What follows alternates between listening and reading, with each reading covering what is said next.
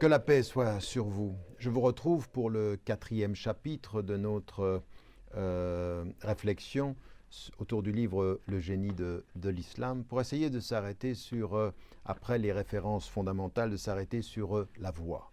La voie est en fait la vraie définition, le vrai sens de la notion de charia. Mais en l'occurrence, on s'aperçoit que la notion de charia, elle est polysémique, c'est-à-dire qu'elle a plusieurs sens, et qu'elle a été définie selon les domaines de réflexion de façon complètement différente. En d'autres termes, on a une notion de charia qui a été traduite et comprise et définie par des juristes, des personnes qui s'occupaient du droit essentiellement. Mais on a aussi des philosophes, falasifa, qui se sont arrêtés et qui ont compris la notion de charia de façon beaucoup plus large. On a aussi des gens et des savants qui se sont intéressés davantage à ce qu'on appelle ilm al-kalam ou usul al-din. Et là, c'est la science de la parole ou les fondements de la religion.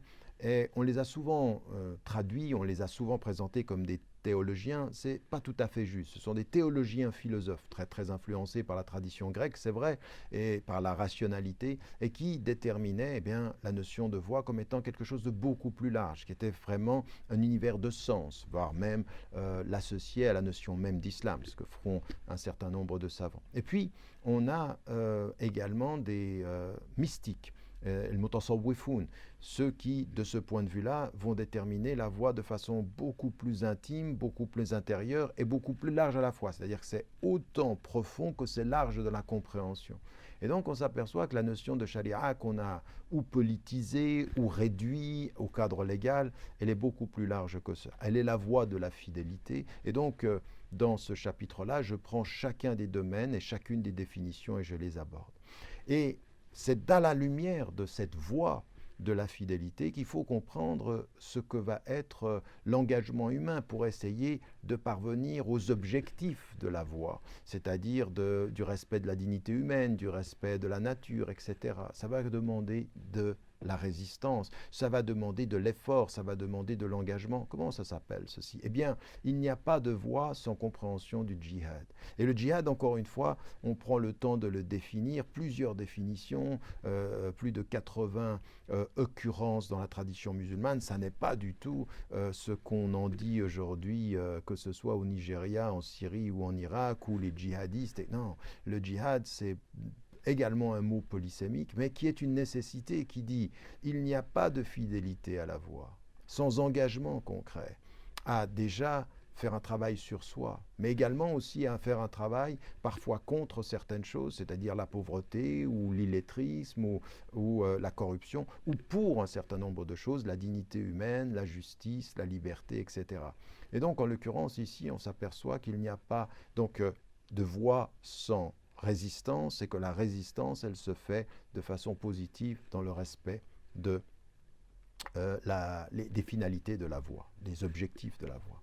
Et puis, ce que je mets en évidence également dans ce chapitre, en analysant de façon plus approfondie, c'est un certain nombre de notions sur lesquelles il faut s'arrêter, comme la notion de dignité, de karama, puisqu'il est dit que nous avons été créés avec de la dignité, nous avons donné la dignité à l'être humain, la notion de liberté centrale qui est essentielle dans la tradition musulmane. On ne peut pas être un être humain sans comprendre le sens de la liberté. Et puis, bien entendu, tout ce qui va déterminer la justice sociale et le rapport entre les êtres humains de différentes traditions, de différentes histoires, de différentes couleurs, de différentes langues, de différentes cultures, mais avec la même dignité humaine.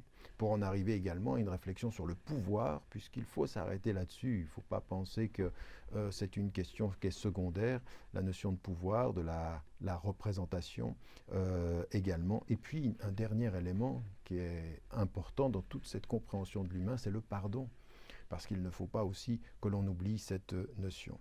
Tout ceci nous amène à la fin du chapitre à parler de l'humanisme, de l'humain, avec la foi et la centralité de Dieu, la centralité de l'humain et de l'humanisme en toute chose. Et puis, fondamentalement, dans ce rapport de la voie avec Dieu, le rapport à l'environnement. Impossible de penser à une spiritualité qui ne soit pas nourris, orientés, alimentant un sens de l'univers, du respect de l'environnement et du respect de ce qui est autour de nous et comment on doit agir. Voilà des éléments de ce chapitre-là qui sont construits autour d'une compréhension structurée et profonde. Je vous retrouve pour le prochain chapitre et le dernier chapitre de ce livre sur les défis contemporains des sociétés majoritairement musulmanes comme des sociétés, des musulmans vivant en minorité religieuse dans d'autres sociétés qui sont, elles, majoritairement non musulmanes en l'occurrence.